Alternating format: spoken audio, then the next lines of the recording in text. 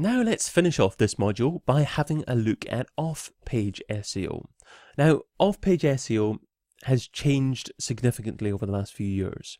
Back in 2005, when I was heavily into building my own sites and ranking them online and making revenue through different advertising streams, it was so easy to get pages ranked just by swapping links. And by watching a few of the videos earlier on in this course that is not a good idea now. It doesn't work now. Google's clamped down on those kind of activities, and rightly so. It's good to focus on quality relationships, quality links, and getting quality pages ranked in Google. That's good, absolutely, and that's the way it should be.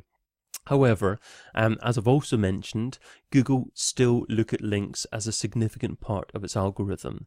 So how can you actually get quality links without actually doing anything like buying links or just asking sites to link to you for the sake of it? Well, obviously, the way to do it is to produce outstanding quality content yourself that people would naturally want to link to and give them a reason to link to it. Now, you're not actually giving them a reason like giving them a bunch of cash to link to it.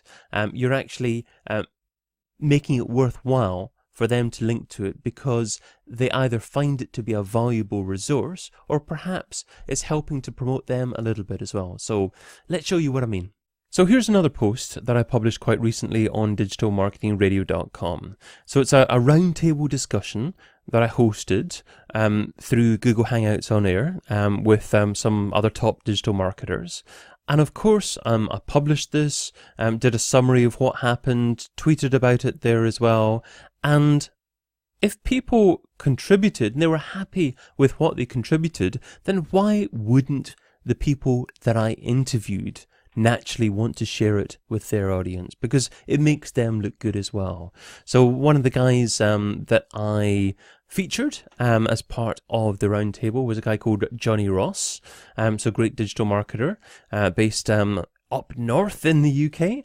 And the rise of growth hacker marketing was a post that he wrote, but also as part of that post, he embedded the video and he also linked to Digital Marketing Radio as well. Completely naturally there as well. You see the link there.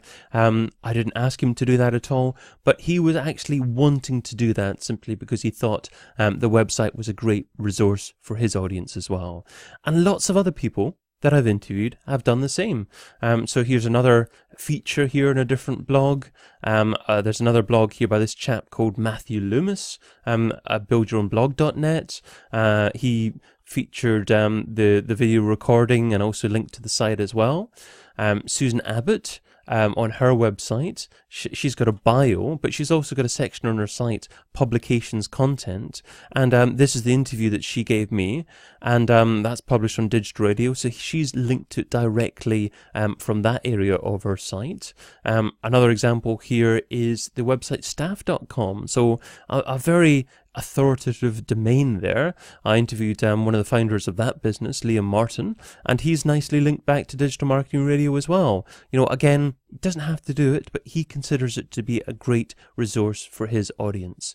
So hopefully this shows you that if you build decent content and give people an incentive to link to you, then they will link to you some of the time. Not all the time, but they'll link to you if they think that what you do is a great resource for their audience. So something to think about. Again, it's beyond the remit of this course to go into so many different linking strategies that you can use. But to a certain degree, it's about brainstorming yourself. What can you do yourself on your site to produce outstanding different content and then share it socially and make it so great that hopefully people would naturally want to share it with their audience? If you can make content like that, then you won't have to worry about link building.